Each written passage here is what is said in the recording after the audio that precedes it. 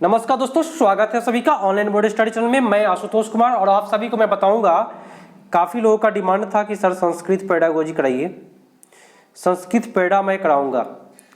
सबसे पहली बात मैं बता दूं कि संस्कृत का मैं विद्वान नहीं हूं, सबसे फर्स्ट बात, और ना ही मुझे संस्कृत अच्छा रूप से आता है। लेकिन आप लोग कहिएगा कि सर आपको नहीं आता है तो कैसे पढ़ेगा, तो मैं आपको ट्रिक के माध्यम से बताऊँगा।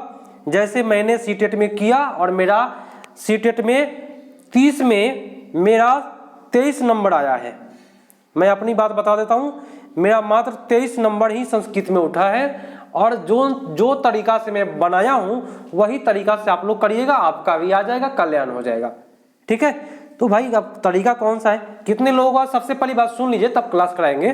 सबसे फर्स्ट बात सुनिए, कितने लोगों का कहना है कि सर मुझे संस्कृत पढ़ने ही नहीं आता है, वो हिंदी समझ में ही नहीं आता है कि क्या बोल रहा है। संस्कृत समझने की आवश्यकता नहीं है भाई, संस्कृत को अपनी क्षमता से पढ़ना है। आपका जो क्षमता है उसके हिसाब से पढ़िएगा। देखिएगा मैं जैसे करूंगा वैसे आप लोग भी कीजिएगा। चलिए शुरू करते हैं। बस आप पहली बात माइंड से हटा लीजिए कि मुझे संस्कृत नहीं आता है। सबसे पहली बात कि कोई देख रहा है जो संस्कृत का विद्वान है, वो हमको भी गलती ठहराएगा और आपको भी गलती ठहराएगा कि आप हमसे सीख रहे हैं। तो ठीक है कि ये चैनल ठीक नहीं है संस्कृत के लिए। तो मैं आपको बता दूं कि ट्रिक बता दूंगा जिससे कि आप 30 में 20 प्लस नंबर आप ला दीजिएगा। ट्रिक क्या है, तो चलिए देखिए, हम हिंदी में पढ़ते हैं, संस्कृत नहीं पढ़ते हैं, हम संस्कृत को हिंदी में पढ़ेंगे।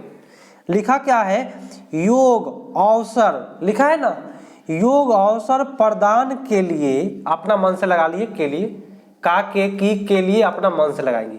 तो लिखा है योग अवसर प्रदान के लिए अनेक भाषा अधिगम होता है। अपना मन से लगाइए, होता है। चलिए, योग अवसर प्रदान के लिए अनेक भाषा अधिगम होगा। कैसा होगा भाई, तो देखिए मैं बता दूं, आपको अगर अवसर दिया जाए, अगर विद्यार्थी को अवसर दिया जाए भाषा अधिगम के लिए, तो उसको कष्ट होगा? नहीं होगा। छात्रों को कोई कष्टप्रद न भविष्यति, माने कोई कष्टप्रद नहीं होगा जब उसको अवसर दिया जाएगा। तो इसलिए सबसे बेटर आपका ए इज द राइट आंसर। आप लोग आसानी से करके आइएगा। कोई दिक्कत हुआ किसी को? नहीं ना हुआ तो हम आपको हिंदी में ही पढ़ के बताएंगे। अब कह रहा है क्या, देखिए अब लिखा है कि शिक्षा का अधिकार अधिनियम के अनुसार, बोले तो आरटीई एक्ट के अनुसार प्रत्येक छात्रों का अधिकार होता है। देखिए हम हिंदी में पढ़ रहे हैं, आप लोग भी हिंदी में पढ़िए, आपके पास भी क्षमता है भाई। हम भी नहीं जानते हैं संस्कृत, लेकिन हम पढ़ देंगे किसी तरह से हिंदी में। तो प्रत्येक छात्रों का अधिकार होता है आरटीई एक्ट के अनुसार। क्या होता है, देखिए आरटीई एक्ट के अनुसार प्रत्येक छात्रों को मातृभाषा में पढ़ाना है। क्या भाषा में? मातृभाषा में पढ़ाना है प्रत्येक छात्रों को। तो मातृभाषा के माध्यम से अधिगम कराएंगे। आपका सी सबसे बेटर गया। ठीक है, चलिए बहुत अच्छी बात है। अब देखिए मजेदार क्वेश्चन। अब कहिए सर ये तो संस्कृत लिखा है, हमको नहीं बुझा रहा है, हमको नहीं समझ में आ रहा है। समझना नहीं है, हिंदी में पढ़ना है। देखिए प्राथमिक कक्षा के छात्र को, लिखा है ना प्राथमिक कक्षा छात्र, लिखा है ना, कोई भाषा पढ़ते समय निम्नलिखित में, समय तो नहीं है लेकिन अपना मन से लगाएंगे ताकि सेंटेंस पूरा हो जाए और आप लोग बना के आ जाइए। तो प्राथमिक कक्षा के छात्रों को कोई भाषा पढ़ते समय निम्नलिखित में कौन सा विषय अधिकतम जो होगा योग होगा। अपना मन से कुछ लगा करके सेंटेंस सही कर लीजिए। पूरा का पूरा तो सही नहीं होगा, हमसे भी नहीं होगा। तो देखिए प्राथमिक बच्चा के लिए कौन सा विषय सबसे बेटर होगा, तो मम परिवार, मम मले तो मेरा परिवार, तो मम परिवार। बहुत अच्छी बात है, जिन्होंने डी किया उनका सही जा रहा है। नेक्स्ट क्वेश्चन, कोई शिक्षक अब ये यह मैंने क्या होता है हमको पता नहीं है, लेकिन अपने मन से हम लगाए हैं कोई शिक्षक, ताकि सेंटेंस अच्छा हो जाए। आप लोग भी बस ऐसा ही चलिए, ठीक है, बस काम निकाल लेना है केवल। कोई शिक्षक छात्रों को अधिक बाल साहित्य पढ़ने के लिए प्रेरित करता है। क्या? अधिक बाल साहित्य पढ़ने के लिए प्रेरित कर रहा है। सुनिएगा, बाल साहित्य पढ़ने के लिए प्रेरित कर रहा है। क्या? हम बार बार बोल रहे हैं, बाल साहित्य पढ़ने के लिए प्रेरित कर रहा है, तो वह छात्र में क्या किस होगा? संभाषण होगा। पढ़ने में संभाषण कहाँ से आया? पढ़ने में सुनने की बात कहाँ से आया? पढ़ने में लिखने की बात कहाँ से आया? जब पढ़ने के लिए प्रेरित कर रहा है तो पठन कौशल क्या होगा? वर्धयति इच्छितुम, मैंने पठन कौशल विकसित करना चाहती है। समझे ना मेरी बात ध्यान से? तो ऐसे करेंगे हम। तो भाई ऑपरेशन कर देते हैं संस्कृत का, गलत सही, लेकिन सेंटेंस में कुछ हद तक सही बताऊंगा, ठीक है, पूरा का पूरा सही नहीं बताऊंगा क्योंकि मुझे संस्कृत नहीं आती है, लेकिन ट्रिक से बताऊंगा, नस पकड़ के बताऊंगा। लिखा हुआ है क्या कि वर्णमाला अक्षर लिखने के लिए, अक्षर के लिए लेखन के लिए विद्यार्थियों को समर्थ है, विद्यार्थी जो है समर्थ है, शिक्षक कथा कथित अक्षर निर्माण और रेखांकित कारण और वक्र कारणीय को देखता है, तो यह हो रहा है, क्या हो रहा है दोस्तों? वर्णमाला अक्षर का रेखांकन कर रहा है यहाँ। तो अक्षर का रेखांकन करना क्या कहलाता है बताइएगा? देखिए दोस्तों, वर्णमाला अक्षर लिखनार्थ, लिखने की बात, तो मैं आपको बोला कि ट्रिक से बताऊंगा, आपका बेड़ा पार हो जाएगा। 30 में आप आराम से 20 प्लस ला दीजिएगा, क्योंकि गद्यांश खोजने वाला होता है, मिल जाता है। तो लेखन क्या है? तो लेखन एक प्रक्रिया है, याद रखिएगा, हिंदी पैड़ा भी आपका मजबूत हो जाएगा। लेखन क्या है? तो लेखन एक प्रक्रिया है, तो जहां भी हो प्रक्रिया मार के आइएगा आप लोग। लिखने की बात कहें तो लेखन एक प्रक्रिया है, और आपका प्रक्रिया सही जाएगा। नेक्स्ट, अच्छा जा रहा है ना? कुछ हमसे गलती हो रहा है, हम समझ रहे हैं, लेकिन इसी गलती करते करते करते करते आप लोग का बेड़ा पार हो जाए और आप लोग सीटेट निकाल ले, बात खत्म। चलिए, क्वेश्चन है, बीच बीच में लाइट कट रहा है जिसकी वजह से हम डिस्टर्ब हो रहे हैं, लेकिन हम आपको अच्छे तरीका से समझा देंगे। संभाषण कौशल के लिए, अब कहें सर के लिए में कहाँ लिखा हुआ है? तो हम अपने से लगाएंगे, आप भी अपने से लगाइए, आप के लगाइए, जो भी मन है वो लगाइए। सेंटेंस भाई पकड़ाना चाहिए, थोड़ा थोड़ा पकड़ा जाएगा, बात खत्म। संभाषण कौशल के लिए विकास के लिए योग्यतम मार्ग कौन सा है? छात्रों के लिए बताइए, कौन सा योग्यतम मार्ग होगा संभाषण कौशल के लिए? तो संभाषण कौशल तभी कर पाएगा बच्चा जब उसको वातावरण मिले, ठीक है। वातावरण अगर मिलेगा तो वातावरण को बोलते हैं प्रकृति जीवन परिस्थिति। अधिगम इसमें हो जाएगा, दैनिक जीवन आता है प्रकृति जीवन में। अधिक्यम कथितुम अवसरम प्रदान, माने प्रकृति जीवन में उसको अधिक अवसर प्रदान करेंगे। सबसे बेटर आपका ए इज द राइट आंसर, ठीक है। चलिए नेक्स्ट क्वेश्चन पे आते हैं। क्वेश्चन क्या है कि लेखन के लिए प्रथम सोपान होता है। याद कर लीजिए, आप लोग जब बचपन में थे, मैं आपको बता देता हूं, आप जब बचपन में थे, यहाँ का लिखने का प्रथम सोपान, तो जब लिखने का शुरू किए तो पीछे आपके दादाजी और आपके पापा आपके हाथ पकड़ के लिखवाते थे। हाथ पकड़ के लिखवाते थे, आप क ऐसे लिखते थे, ऐसे क के ऐसे क के ऐसे खींच देते थे और 2 थापड़ खा लेते थे कि नहीं? तो लेखन का प्रथम सोपान जो होता है ना, सुन लीजिए मेरी बात ध्यान से, वह मार्गदर्शनम लिखन होता है। बोले तो आपका पापा जो है आपका हाथ धरा के पहले लिखाए थे क, आपको ऐसे ऐसे कैसे ऐसे ऐसे कर देते थे, तो उसी को कहते हैं मार्गदर्शन में लिखते थे। पीछे से हाथ धो के आपके पापा लिखाते थे। तो लेखन का प्रथम सोपान क्या होता है? मार्गदर्शनम लेखनम। आपके पापा जो है हाथ धरा के लिखते थे, और थोड़ा सा भी टेढ़ा होता तो धक्के थूट देते थे, ठीक है। इसको कहते हैं मार्गदर्शनम लेखनम। कोई दिक्कत है? नहीं होगा। चलिए, बस किसी तरह से बेड़ा पार लग जाए आप लोगों का संस्कृत, बस मैं यही चाहूँगा। चलिए नेक्स्ट क्वेश्चन है कि चौथा क्लास का सौम्या, सौम्या एक लड़की है, नाम का बाला, बाला माने लड़की, पढ़ते समय एक अपरिचित शब्दों को पश्यति माने देखती है, वह क्या कर रही है बताइएगा। अपरिचित शब्दों को देखती है तो वह क्या कर रही है बताइएगा। तो अपरिचित शब्दों को देखती है तो संदर्भ के अनुसार अर्थ अनुमान लगाने का कोशिश कर रही है, सबसे बेटर आपका ये जाएगा। कोई दिक्कत नहीं ना है भाई। हाँ, कोई भी अपरिचित शब्द को देख रहा है तो संदर्भ के अनुसार अर्थ अनुमान लगाने का कोशिश कर रही है भाई। अब आइएगा नेक्स्ट क्वेश्चन पर। शायद आप लोग को अच्छा लग रहा है, लाइक जरूर करिएगा, कमेंट बॉक्स में जवाब दीजिएगा कि कैसा आपको क्लास लगा है आज का। सुनिएगा, सतत समग्र मूल्यांकन संकेत करता है। आप कहिए सर ये बड़ा संस्कृत में लिखा है, आप हिंदी पढ़ रहे हैं, तो भाई देखिए, आप लोग भी देखिए, सतत लिखा है, समग्र लिखा है, मूल्यांकन लिखा है, संकेत लिखा है, होता क्या काम भाई? संस्कृत पढ़ने की आवश्यकता है नहीं है। सतत समग्र मूल्यांकन संकेत करता है, क्या करता है भाई? सतत मतलब होता है लगातार, और समग्र मूल्यांकन किस लिए होता है?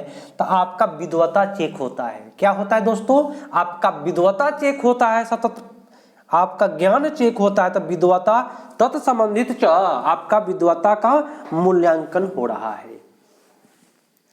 ठीक है, चलिए नेक्स्ट क्वेश्चन पाइए। क्वेश्चन है कि कथा श्रवण विधि शिक्षार्थियों को किस प्रकार से सहायक होता है? आपका ऐसा कृत्य माने दूसरा कुछ होता है, हम भी नहीं जानते हैं भाई। हम आपको पूरा क्लियर बता देते हैं, ये संस्कृत में ही हमको केवल प्रॉब्लम है, बाकी ऑल पेडागोजी में तो गर्दा उड़ा दूंगा, लेकिन संस्कृत को भी नस पकड़ के ही छोड़ेंगे। चलिए, कथा श्रवण विधि शिक्षार्थियों को किस प्रकार से सहायक करेगा? कथा श्रवण, कथा तो कान से सुनेंगे ना भाई। तो कथा श्रवण जब कान से सुनेंगे तो क्या होगा? तो देखिए, श्रवण माने सुनना, और यहाँ लिखा है मात्रस्य गलत होता है मेरे प्यारे साथियों, इसलिए हम इसको नहीं छुएंगे। आप दूसरा का श्रवण वाला खोजिए। कथा श्रवण माने सुनेंगे, तो श्रवण सुनेंगे तब संभाषण कौशल होगा और उसका विकास होगा।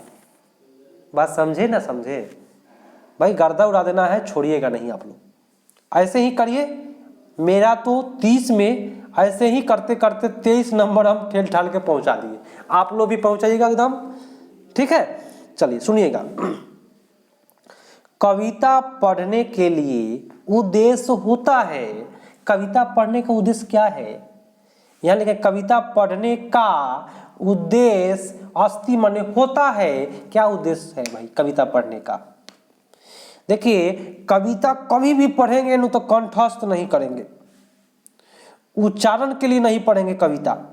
धारा प्रवाह एकदम स्पीड में एकदम शुरू कर दिए, एकदम जा रहा है, एकदम गर्दा उड़ेले, ये गलत बात है। कविता को हम अनुभूति लेकर पढ़ेंगे, एकदम रस लेकर के पढ़ेंगे, खूब अंदर से अनुभूति लेंगे। यह कदम का पेड़ अगर माँ होता यमुना तीरे, है ना, ये इस प्रकार से अनुभूति एवं विचार के साथ पढ़ना है।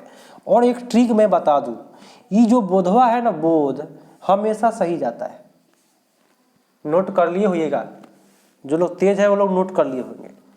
ठीक है, चलिए अब आइए नेक्स्ट क्वेश्चन। निम्नलिखित में कौन सा विधि, सुनिएगा मजा आएगा, मातृभाषा में व्यवधान उत्पन्न नहीं करता है? निम्नलिखित में लिखा है कौन सा विधि मातृभाषा में व्यवधान न अपेक्षति उत्पन्न करता है। ठीक है, मातृभाषा में व्यवधान उत्पन्न नहीं करता है। तो मेरे प्यारे साथियों सुन लीजिए और ये ट्रिक भी लिख लीजिए, ये हिंदी पेडागोजी के लिए भी वीवीआई क्वेश्चन है। मातृभाषा में व्यवधान उत्पन्न नहीं करेगा तो वह मात्र प्रत्यक्ष विधि है, ये लिख लीजिए। अगर आप नहीं लिखते हैं तो सबसे बड़ा गलती करिएगा, ये क्वेश्चन हर सेट में देता है। तो मातृभाषा में व्यवधान उत्पन्न नहीं करेगा तो प्रत्यक्ष विधि। निम्नलिखित अगला क्वेश्चन, भाषा अधिगम के समय, सुनिएगा मजा आएगा। मेरे यहाँ तो भाई मजा ही मजा है, क्योंकि मैं संस्कृत का तहस नहस कर रहा हूं यहाँ पे। भाषा अधिग्रहण समय, बोले तो सीखते समय धारा प्रवाहिता का नाम क्या है? सुनिएगा और मजा आएगा। यहाँ पे आप लोग देखे हैं, कई सर मजा आप लोग कर रहे थे, तो कैसे मजा आपको आ रहा है? तो भाषा अधिग्रहण समय धारा प्रवाहिता, आप टीवी देखते हैं ना टीवी, उसमें अंजना ओम कश्यप को देखे हैं टीवी में, खूब धारा प्रवाह पड़ती है। तो धारा प्रवाह पड़ती है, खूब धारा प्रवाह पड़ती है, तो उसका उच्चारण जो है वह सम्यक उच्चारण होता है, याद रखिएगा। सम्यक उच्चारण करती है, काफी मस्त उच्चारण करती है ना। ये नहीं मैं उनका प्रचार कर रहा हूं, नहीं, इससे आप याद करिए, ठीक है। धारा प्रवाहिता जो पढ़ता है कौन करता है? टीवी एंकर करता है। टीवी एंकर क्या करता है? तो सम्यक उच्चारण करता है, समझे ना। एक दूसरे से जोड़ जोड़ के पढ़ना है। आइए नेक्स्ट क्वेश्चन पर। उद्गामी साक्षरता निम्नलिखित में, आप कहिएगा सर और हम काफी खुश हैं, मैं अपनी बारे में बात कर रहा हूं। यह क्वेश्चन VVI है और इसको रट जाइए, कितना सेट में पूछा है, कितना बार पूछा है, कोई ठीक नहीं है। जब से एग्जाम चल रहा है तब से सीटेट का उद्गामी साक्षरता के बारे में पूछता ही पूछता है।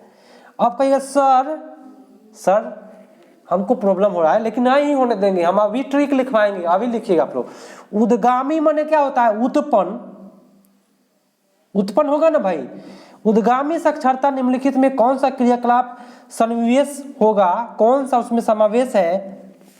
तो देखिए, उद्गामी माने जब आप बचपन में थे, फिर से आइए बचपन में, सभी कोई बचपन में थे तो सबसे पहले घसते थे कि नहीं? ऐसे कलम लेकर के घसते थे, ऐसे घसते थे ना भाई। तो यही ना उद्गामी है, माने आप उद्गम किए थे, लिखने का शुरुआत किए, उसी को कहते हैं उद्गामी साक्षरता। उद्गामी साक्षरता माने आप घोषणा शुरू किए सबसे पहले बचपन में, इसी को कहेंगे उद्गामी। और घोषणा को कहेंगे लेखनी घर्षणम। अस्पष्ट उच्चारण, बचपन में भी उच्चारण सही नहीं रहता है, उसी को कहते हैं उद्गम। माने जब शुरू करते हैं ना तो उसको कहते हैं उद्गम, और शुरू में उच्चारण सही रहता है। तो शुरुआत में उद्गम के समय में उच्चारण जो होता है अस्पष्ट रहता है, कोई स्पष्ट नहीं रहता है।